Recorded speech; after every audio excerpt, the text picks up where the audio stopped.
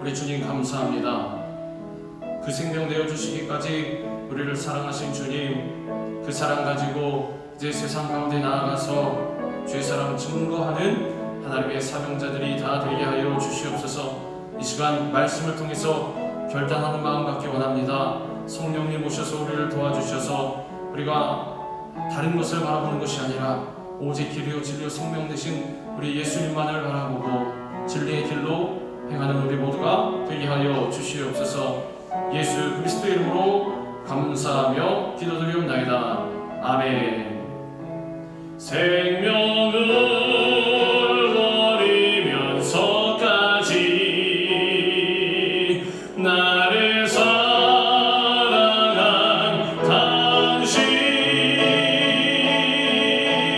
이 작은 나를 받아주고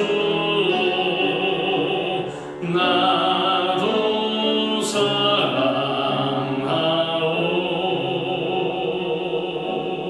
주님, 우리를 받아주시옵소서. 우리를 사용하여 주시옵소서. 이 고백이 우리의 일생 가운데 있기를 주님의 이름으로 축원합니다. 할렐루야. 우리 같이 읽은 말씀 이사야 6장 1절부터 8절까지의 말씀을 갖고 사명이라는 제목으로 우리 같이 은혜를 나누는 시간 갖도록 하겠습니다. 우리 제목을 한번 따라합니다. 사명. 인생의 분명한 목적을 알고 사는 사람은 그 삶이 아주 행복할 것입니다. 반대로 왜 행복해하지 않느냐? 왜 사람들이 행복을 모르고 살고 그렇게 행복했으면 하는데 왜 행복하지를 않느냐 하면 인생에 분명한 목적이 없기 때문입니다. 목적이 있는 것 같은데 목적이 아무런 이유가 없고 또 의미가 없는 그런 목적이거나 가만히 뜯어보면 명확한 목적이 없는, 그저 흘러가는 대로, 또 다른 사람들이 달려가면 달려가는 대로 그냥 아무 의식 없이 따라가는 그러한 삶을 살고 있기 때문에 행복을 느낄 수가 없는 것입니다.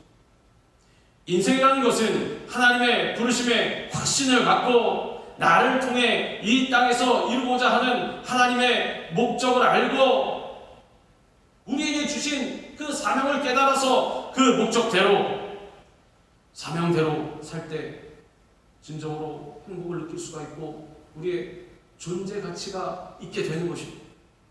하나님께서는 우리가 하는 모든 일을 통해서 영광 받으시기 위해서 우리를 부르셨습니다. 우리를 지으신 목적이 바로 주님을 찬양하게 하기 위함이요, 또 주님께 영광 돌리게 하기 위해서 우리를 창조하신 것입니다. 즉 우리의 존재 목적은 하나님께 모든 영광을 돌려드리는 것입니다. 어디서 무엇을 하든지 그 자리에서 그리스도인으로서 최선을 다하여서 하나님의 영광을 위해서 살아갈 때 너희는 먹든지 마시든지 주님의 영광을 위하여 하라. 그 말씀대로 무엇을 하든지 주님의 영광을 위해서 주의 말씀대로 순종해서 나아갈 때 우리의 인생이 진정으로 행복을 느끼고 복된 일생이 될 수가 있는 것입니다. 오늘 본문은 이사야가 하나님께 사명을 받는 장면입니다. 하나님께서는 유다의 소망이었던 우시야 왕이 죽던 해에 이사야를 불러서 세우셨습니다. 그때 이사야는 내가 여기 있나이다, 나를 보내소서 결단하고 하나님의 목적을 향해서 자신의 삶을 헌신했습니다. 오늘 이사야의 부르심의 사건을 통해 우리의 부르심을 확인하고 우리의 사명을 깨닫고 하나님의 목적을 향한 헌신을 다짐하는 하나님의 백성들 다 되시기를 주님의 이름으로 축원합니다. 우시야는 솔로몬 이후에 유다의 가장 훌륭한 왕으로 인정받았던 그러한 왕이었습니다. 그런데 유다의 소망이었던 이 우시야 왕이 죽어서 온 유대 나라가 절망에 빠졌습니다. 그때 이사야는 성전에 들어가서 주님 앞에 엎드려서 눈물로 기도하다가 하나님의 임재를 체험했습니다. 주님을 만난 것입니다. 본문 1절에서 3절에 이렇게 말씀합니다. 우시야 왕이 죽던 해에 내가 본즉 주께서 높이 들린 보좌에 앉으셨는데 그의 옷자락은 성전에 가득하였고 스랍들이 모시고 섰는데 각기 6 날개가 있어 그 둘로는 자기의 얼굴을 가리었고 그 둘로는 자기의 발을 가리었고 그 둘로는 날며 서로 불러 이르되 거룩하다 거룩하다 거룩하다 만군의 여호와여 그 영광이 온 땅에 충만하도다 하더라. 자기가 마음대로 상상해서 꾸며낸 이야기가 아니라 기도하는 중에 이사야가 환상을 보고 싶어요.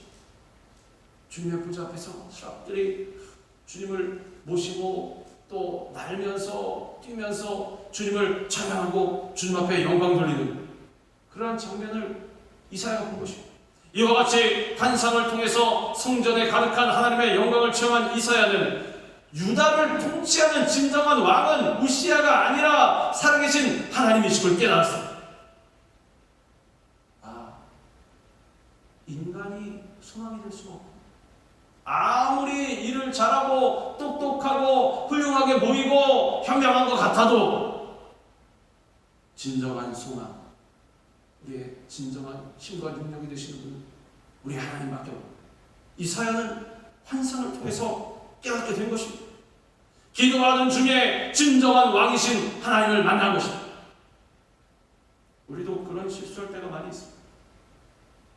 하나님만을 의지합니다. 우리가 주님을 믿습니다. 주님은 나의 주인이시고 인생의 주인이시고 나의 진정한 왕이 되시고 이 자리에 나와서 말은 그렇게 하는데 나가서 살 때는 사람 의지하고 자리를 의지하고 명예를 의지하고 또 돈을 의지하고 나를 이해해주는 사람 한 명만 있고 또 돈도 좀 든든히 넉넉하게 있으면 마음하고서 좀 든든해서 뭐 어디 가서 무슨 일을 당해도 괜찮을 것 같고 어느 틈엔가 내 자신의 왕이 다른 존재가 되는 것입니다. 그러나 이사야는 성전에 와서 엎드려 눈물로 기도하는 중에 진정한 왕은 우리 주님이시고 우리 하나님이시고 우리가 의지할 뿐 우리가 우리의 인생을 맡겨드리고 걱정을 다 넘겨드리고 기쁨과 즐거움 가운데 우리 삶을 살아갈 수 있는 그 주인이 되신 분 우리 하나님밖에 없구나. 이와 같이 하나님께서 우리에게 주신 사명을 감당하는 첫걸음은 하나님을 온전히 만나는 것에서부터 시작되는 것입니다. 하나님을 만나면 우리의 삶이 이와 같이 방향이 달라지는 것입니다. 누구보다 그리스도인들을 핍박하는 일에 앞장섰던 이 바울은 다메섹 도상에서 예수님을 만난 이후에 복음을 위해서 자신의 일생을 온전히 바치는 놀라운 복음 전도자로 변화가 되었습니다. 사람들이 바울의 모습을 보고 이 사람이 왜 이래? 나를 속이는 갑자기 처음에 의심할 정도로 바울은 예수님을 만나니까 완전히 사람이 180도 바뀌어버린 것입니다. 우리도 하나님을 개인적으로 만나는 특별한 체험을 통해서 진정한 신앙인이 될 수가 있고 하나님께서 주신 사명을 깨닫고 그 길로 나아가고 온전히 그 사명을 감당할 수 있게 되는 것입니다. 우리가 서두에 찬양한 이 복음성과 사명, 이 사명을 지은 작곡가인 이권희 씨는 어느 날 우연한 기회에 아프리카에 대한 그 동영상을 보게 되었습니다. 선교 동영상이었는데 얼굴에 수많은 파리들이 앉아있는, 파리들이 얼굴에 앉아있는데 떨어낼 힘조차 없는 그런 어린아이들. 우리가 그런 장면은 심심치 않게 많이 TV에서 봤을 것입니다. 그런 아프리카의 어린아이들을 지켜볼 때 그의 마음속에 큰 아픔을 느꼈어요. 그리고 그들을 향해 달려가야 할 사명을 깨닫게 되었어요. 그는 당시의 경험을 이렇게 고백합니다. 순간 제 몸이 뜨거워지면서 기도를 드렸는데 환상을 보게 되었어요. 하늘에 눈부시게 흰옷을 입은 아버지가 자신을 모른 채 죽어가는 이 땅의 수많은 백성들을 보면서 가슴 아파하셨습니다. 독생자 예수님께서 하나님 아버지께 간곡히 부탁했습니다. 험한 산도 괜찮고 바다끝도 괜찮으니 나를 보내달라고 부탁했습니다. 아버지 하나님과 아들 예수님은 한참을 끌어안고 울었습니다. 그는 그날의 감격과 느낌을 가사로 적어서 그대로 악보에 옮겼습니다. 그리고 그렇게 탄생한 곡이 바로 우리가 찬양한 이 사명이라는 복음성가입니다. 이와 같이 하나님을 만나고 하나님이 주신 사명을 깨닫게 되면 우리도 하나님을 위해서 헌신할 수 있게 되는 것입니다. 가는 선교사가 되든 보내는 선교사가 되든 우리의 삶 가운데 우리 이웃들에게 복음을 전하는 그러한 선교사가 되든 하나님을 위해서 우리의 삶을 들여 헌신할 수 있게 되는 것입니다. 하나님께서 우리에게 사명을 맡겨주시면 그 사명을 감당할 수 있도록 우리를 이끄시고 힘과 능력을 부어주시는 것입니다. 그런데 이사야가 하나님을 만난 장소가 어디였습니까? 바로 성전이었습니다. 성전은 하나님의 은혜가 머무는 곳이고 하나님께 드려진 기도가 온전히 상달되는 곳입니다. 또한 성전은 하나님께서 자기 이름을 두시려고 구별하신 장소입니다. 하나님의 집인 것입니다. 역대하 6장 19절에서 21절에 이렇게 말씀하고 있습니다. 그러나 나의 하나님 여호와여 주의 종의 기도와 간구를 돌아보시며 주의 종이 주 앞에서 부르짖는 것과 비는 기도를 들으시옵소서. 주께서 전에 말씀하시기를 내 이름을 거기에 두리라 하신 곳 이 성전을 향하여 주의 눈이 주야로 보시오며 종이 이곳을 향하여 비는 기도를 들으시옵소서. 주의 종과 주의 백성 이스라엘이 이곳을 향하여 기도할 때에 주는 그 간구함을 들으시되 주께서 계신 곳 하늘에서 들으시고 들으시사 사하여 주옵소서. 성전에 나와서 주님 앞에 기도하면 주님께서 만나 주신다는 것. 이와 같이 성전에 나와 기도함으로 우리의 마음의 소원을 이루어 주시는 주님을 만날 수 있어야 하는 것입니다. 너희가 내게 부르짖으며 내게 와서 기도하면 내가 너희들의 기도를 들을 것이요 너희가 온 마음으로 나를 구하면 나를 찾을 것이요 나를 만나리. 각자의 삶의 초소 환경 가운데에서 시간을 내어서 열심히 부르짖는 것 굉장히 중요하고 필요한 것입니다. 기도의 삶을 멀리하면 안 되는 것입니다. 그와 동시에 잊지 말아야 할 것은 주님의 전을 멀리하면 또한 안 되는 것입니다. 주님의 성전에 꼭 구별된 시간에 나와서 주님을 예배하고 주님 앞에 부르짖어 기도하면 주님께서 우리의 기도를 들으시고 우리 마음에 거룩한 소원을 허락해 주시고 그 소원을 우리 삶 가운데 분명히 이루어 주시는 것입니다. 한나는 성전에 머물면서 기도하다가 제사장 엘리를 통해서 하나님의 응답을 받고 사무엘을 잉태하게 되는 은총을 입었습니다. 그리고 사무엘 역시 성전에서 하나님을 만나 그 은혜로 이스라엘의 가장 위대한 사사이자 선지자이며 제사장의 역할을 감당할 수 있게 된 것입니다. 이처럼 하나님께서 주신 사명을 감당하는 첫 걸음은 하나님의 성전에서 하나님의 임재를 체험하고 주님을 만나는 것에서부터 시작되는 것입니다. 하나님께서 주신 사명을 감당하기 위해서 우리는 하나님의 은혜가 머무는 성전으로 나아가야 하는 것입니다. 하나님 중심, 교회 중심, 예배 중심의 삶을 살아감으로 하나님을 만나고 부르짖어 기도함으로 나에게 주신 사명을 깨닫는 우리 모두가 되기를 주님의 이름으로 축원합니다. 이사야는 하나님의 임재 앞에서 하나님을 만나고 또 어떻게 되었느냐? 자신이 죄인임을 깨닫게 되었어요. 자신의 모습을 올바로 보게 된 것입니다. 나는 죽을 수밖에 없는 죄인입니다. 하나님 앞에 자신이 죄인임을 고백하게 되었습니다. 본문 5절은 말씀합니다. 그때에 내가 말하되 바로다 나여 망하게 되었도다. 나는 입술이 부정한 사람이요 나는 입술이 부정한 백성 중에 거주하면서 만군의 여호와이신 왕을 베었음이로다 하였더라. 나는 입술이 부정한 사람이요. 입술만 부정했겠습니다.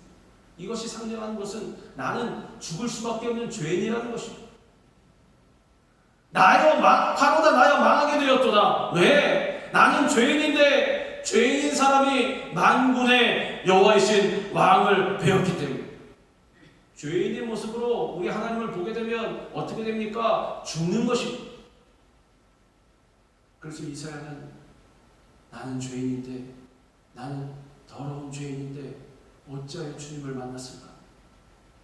죄 지은 인간은 하나님 앞에 나아갈 수 없는 것입니다. 하나님은 완전하시고 거룩하신 분이고 죄와는 전혀 상관없으신 분이기 때문에 구약시대에 죄 지은 자가 성전에 들어가서 하나님께 있는 모습 그대로, 죄인의 모습 그대로 나아가면 죽임을 당했습니다.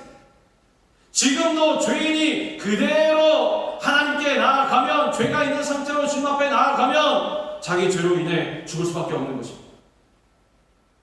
그러나 우리는 어떻게 나올 수가 있었습니까?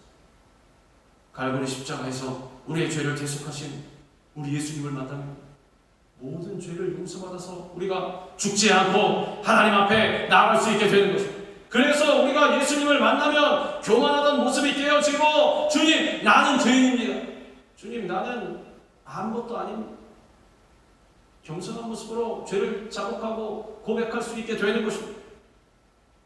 이사야가 하나님의 임재를 체험하고 자신의 입술의 부정함을 고백하면서 주님 어떡합니까? 저는 망하게 되었습니다. 나를 구원하여 주옵소서 탄식하고 기도했을 때 하나님께서 스랍들에게 명하셔서 제단 숯불을 가져다가 이사야의 입술에 대고 죄사함의 은총을 허락해 주셨습니다. 그때의 그 스랍 중에 하나가 부젓가락으로 제단에서 집은 바 핀숯을 손에 가지고 내게로 날아와서 그것을 내 입술에 대며 이르되 보라 이것이 내 입에 닿았으니 내 양이 제하여졌고 내 죄가 사여졌느니라 하더라. 이 제단은 바로 예수 그리스도의 십자가를 상징하는 것입니다. 십자가를 의미하는 것입니다. 예수 그리스도의 십자가의 그 흘리신 보혈로 우리를 정결하게 만드시고 깨끗하게 씻어주셔서 주님이 받으시기에 합당한 예배자의 모습으로 변화시켜 주시는 것입니다. 십자가에서 흘리신 예수 그리스도의 보혈에는 죄사함의 능력이 있는 것입니다. 어떠한 흉악한 죄가 있더라도 예수 그리스도의 십자가의 보혈만 만나면, 예수 그리스도의 십자가의 보혈만 있으면 우리의 모든 죄악은 깨끗이 사여지는 것입니다. 그러므로 우리는 날마다 보혈의 능력을 의지하여서 우리의 죄를 회개하고 주님 앞에 온전히 사함받을 수 있어야 하는 것입니다. 맥스웰 화이트 목사님의 저서, 맥스웰 화이트라는 목사님 계신데 이분이 보혈의 능력을 취하라는 그러한 책을 썼는데 거기에 이와 같은 말씀이 있습니다. 그리스도의 십자가 보혈은 바로 우리의 오염된 피를 예수의 피로 수혈해 주시고자 흘리신 피다. 이 피로 우리는 죄사함을 입고 거듭나게 되며 새로워지게 된다. 죽음을 면하고 새 생명을 얻게 된다. 능력 있는 그리스도인의 삶을 살기 원한다면 반드시 십자가 보혈을 먼저 통과하고 삶의 모든 영역에서도 보혈의 능력을 의지해야 한다.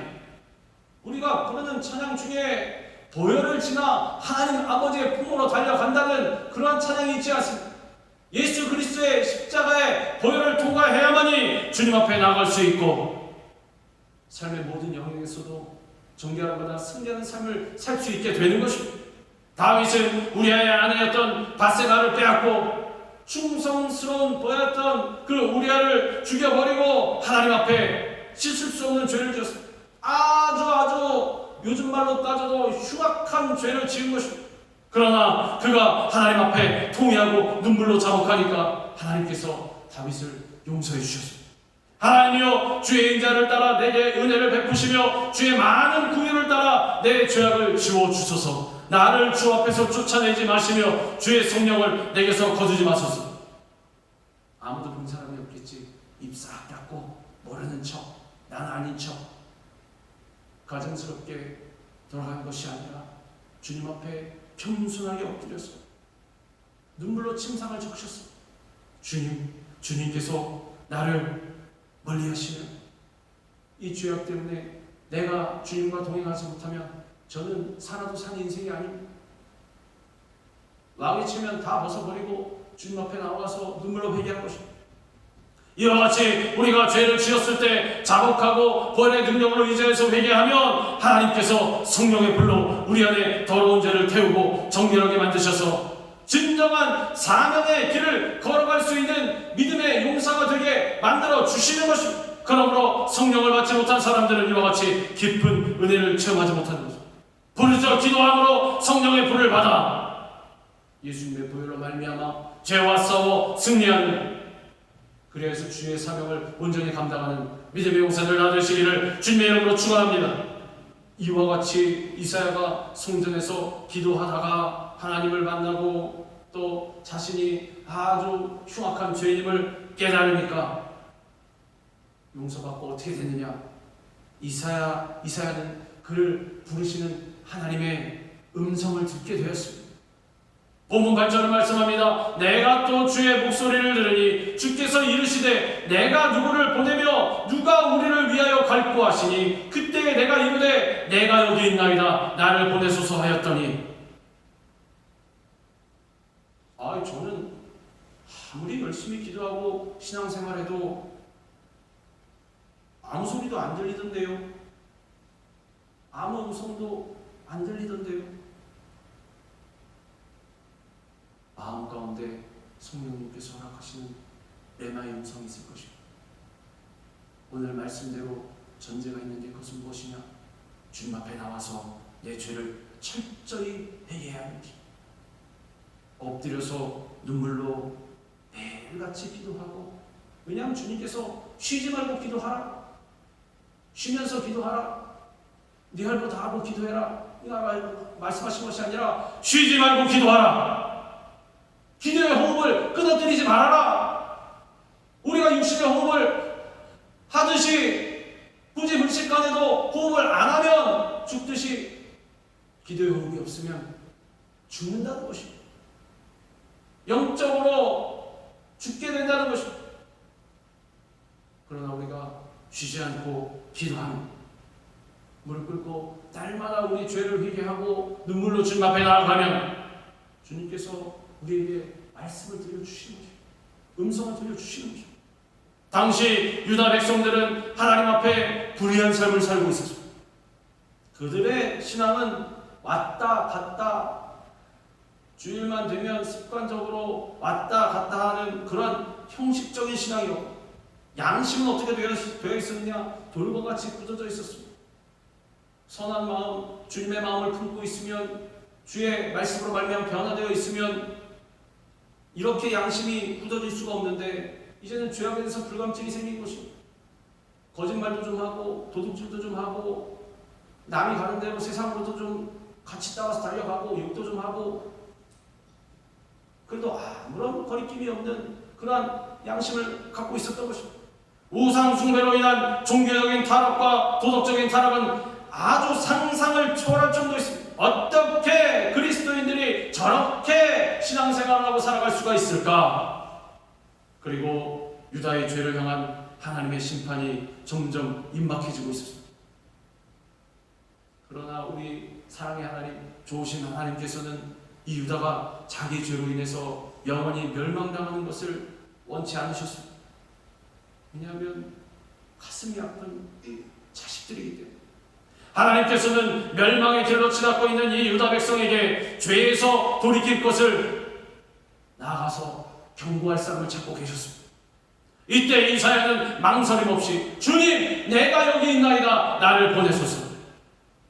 오늘 우리가 찬양한 대로 주님, 내가 여기 있사오니 나를 보내소서, 나를 써주소서, 나를 사용하소서. 하나님께서는 오늘도 이 땅에 하나님의 나라를 이루기 위한 주의 일꾼을 찾고 계시는 것입니다. 하나님께서 이 땅에 죽어가는 영혼을 위해 누구를 보낼 것인가, 내가 누구를 보낼까 말씀하실 때 우리는 이사야 선지자와 같이 주님, 내가 여기 있나이다, 나를 보내주옵소서. 험한 산도 괜찮습니다. 바다 끝이라도 상관없습니다. 주님, 내가 육신의 죽음을 당하는 그런 죽음의 길이라도 상관없어. 주님, 나를 보내주옵소서. 고백하며 자발적으로 헌신해 나아가야 하는 것입니다. 한국 세계 선교 협의회 이곳에 사무총장인 한정국 선교사님 계신데, 이분이 인도네시아에서 사역할 때 있었던 체험입니다. 이 선교사님은 초등학교 1학년을 이제 겨우 마친 8살짜리 어린 아들을 당시에 학교 공부를 위해서 말레이시아로 보내야 했습니다.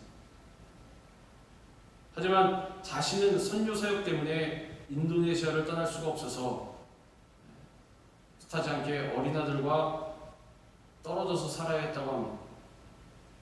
그래서 이제 아들을 학교에 보내기 위해서 이 선교사님, 그러니까 아버지가 8살 아들을 기차 정거장에서 말레이시아로 떠나보내는 날, 이 정거장에선 엄마와 아들은 부둥켜 안고 울었습니다. 이 아이가 장사한 것도 아니고 이제 겨우 8살인데 어린 아들은 아버지의 허리춤을 잡고 아빠와 안 떨어지겠다고, 아빠랑 같이 가겠다고, 자기를 남겨두고 가지 말라고 울면서 매달렸어요. 소리쳐 울며 아빠를 애타게 부르는 아들을 떼어버리고 집으로 오는 버스에 몸을 실은 그는 울면서 버스 안에서 하나님께 항의했습니다. 하나님, 꼭 이렇게 이 사랑하는 부자가 헤어지면서까지 선교라는 것을 해야 되는 것입니까? 그런데 그 버스 안에서 하나님께서 이 선교사님에게 이렇게 말씀하셨습니다. 정구가, 나에게도 너처럼 아들이 하나 있었단다. 내 아들이 내게 죽음의 잔을 옮겨달라고 애원했을 때 나는 침묵했고, 결국 내 아들은 그 죽음의 잔을 받아들이고 골고다로 걸음을 옮겼단다. 내 아들을 환호하던 백성들이 종려나무를 흔들던 그 손으로 내 아들을 내리쳤단다. 내 아들에게 가시면류관을 씌우고 조롱하고 침을 뱉었단다. 내 아들은 그렇게 모든 사람에게서 버림을 받고 십자가에서 죽음을 맞았단다. 그러나 그 무엇보다 내게 가장 큰 충격이었던 것은 바로 내 아들이 십자가에서 내게 부르짖는 말이었다. 나의 하나님, 나의 하나님, 어찌하여 나를 버리셨나이까? 이 하나님의 음성을 듣고 선교사님은 못난 자신을 구원하기 위해 자기 아들을 십자가에서 내어주신 하나님의 크신 사랑을 깨닫고 버스 안에서 한없이 울었습니다. 그리고 그는 하나님의 부르심의 자리로 다시 달려갔던 것입니다. 이와 같이 우리는 자신의 이익을 위해 사는 것이 아니라 하나님께서 주신 사명으로 살아가야 하는 것입니다. 하나님의 부르심을 받은 자는 누구든지 주의 일을 감당해야 할 그러한 사명이 있기 때문입니다. 각자의 삶의 현장에서 각자에게 맡겨주신 분야에서 하나님이 나에게 맡겨주신 사명과 꿈을 깨닫기를 바랍니다. 하나님이 나에게 맡기신 사명이 무엇인가? 나를 통해 무엇을 하기를 원하시는가? 앞으로의 우리 인생이 주님이 부르신 성전으로 달려나와 하나님의 임재를 체험하고 죄사함의 은총을 체험하는 그러한 인생 되기를 바랍니다. 죄를 사함받아 새롭게 변화된 모습이 주위의 이웃들에게 선한 영향을 끼치는 그러한 복된 삶을 사시기 바랍니다. 하나님의 사명을 발견하여서 하나님의 자녀로서 하나님의 부르심의 목적에 합당한 삶을, 사명을 가지고 주님의 맡겨주신 처소로 달려가는 그러한 삶을 살아가는 우리 모두가 되기를 주님의 이름으로 축원합니다. 기도하겠습니다. 좋으신 하나님 아버지, 우리를 주님의 자녀로 삼으시고 마지막 때 주의 사명을 맡겨주신 하나님의 거룩한 전도자들이요